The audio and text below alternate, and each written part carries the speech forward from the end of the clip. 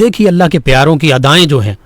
سیدہ ہاجرہ نے 7 چکر لگائے صفا مروہ تو آج وہ حج کا حصہ بن گیا, آج وہ حاجیوں کے لیے لازمی ٹھہرا. اللہ کے پیاروں اور وہ اللہ کی نشانیاں بن گئی. ان الصفا والمروہ من شعائر اللہ. وہ کوئی اللہ کی نبیہ تو نہیں ہے, نبی تو نہیں ہے, اللہ کی ولیاں ہیں, اللہ کی نیک بندی ہیں. ایک نبی علیہ السلام کی زوجہ, ایک نبی علیہ السلام کی والدہ, اللہ کی محبوب پیاری بندی. ان کے جہاں قدم لگ جائیں وہ پہاڑیاں عام پہاڑیاں نہیں رہتی, وہ اللہ کی نشانیاں بن جاتی ہیں.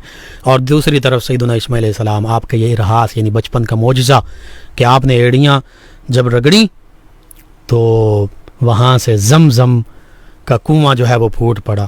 احادیث مبارکہ میں موجود ہے, صحابہ کرام بھی فرماتے, اہل علم نے لکھا کہ اگر وہ سیدہ ہاجرہ غالباً انہوں نے اس کے ارد گرد ایک قسم کا بند باندھا, اس کو روکا, اگر آپ نہ روکتیں تو یہ زمزم کا پانی پورے زمین پر پھیل جاتا. کیا کیا شانیں ہیں. اب خواب سیدنا ابراہیم علیہ السلام نے دیکھا کہ میں اپنے بیٹے کو ذبح کر رہا ہوں, اسماعیل علیہ السلام کو, اور ان سے پوچھا آپ میرے بیٹے کیا کہتے ہیں. آپ نے عرض کیا قال یا ابت افعل ما تؤمر ستجدنی انشاءاللہ من الصابرین. پیارے ابا جان, اے والد گرامی, آپ کر گزریے جو اللہ کا حکم ہے, انشاءاللہ آپ مجھے صبر کرنے والوں میں سے پائیں گے.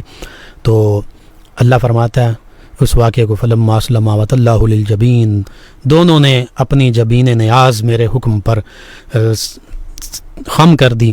اور ونادیناہ یا ابراہیم, سیدنا ابراہیم علیہ السلام نے چھری پھیری اور اللہ فرماتا ہے ہم نے ابراہیم علیہ السلام کو پکارا, ابراہیم علیہ السلام کو ہم نے پکارا. قد صدقت الرؤیا, ابراہیم علیہ السلام اے پیارے آپ نے اپنا خواب سچ کر دیا. انبیاء کرام کے خواب بھی وحی ہوتے ہیں. انا کذالک نجزی المحسنین, ہم اپنے محسنین یعنی اپنے نیک گزار بندوں کو اسی طرح جزا دیتے ہیں, نیک بدلہ دیتے ہیں. ان ھذا لہو البلاء المبین, بے شک یہ بہت بڑی آزمائش تھی. وفدیناہ بذبح عظیم, اور ہم نے اسماعیل علیہ السلام کے بدلے بڑا ذبیحہ فدیہ کے طور پر دیا, یعنی جنتی مینڈا لایا گیا, چھری نہیں چلی, پھر مینڈا قربان کیا گیا. اور یہ سیدنا ابراہیم علیہ السلام کی سنت اہل ایمان اہل نصاب پر تا قیام قیامت واجب ٹھہری, لازم ٹھہری.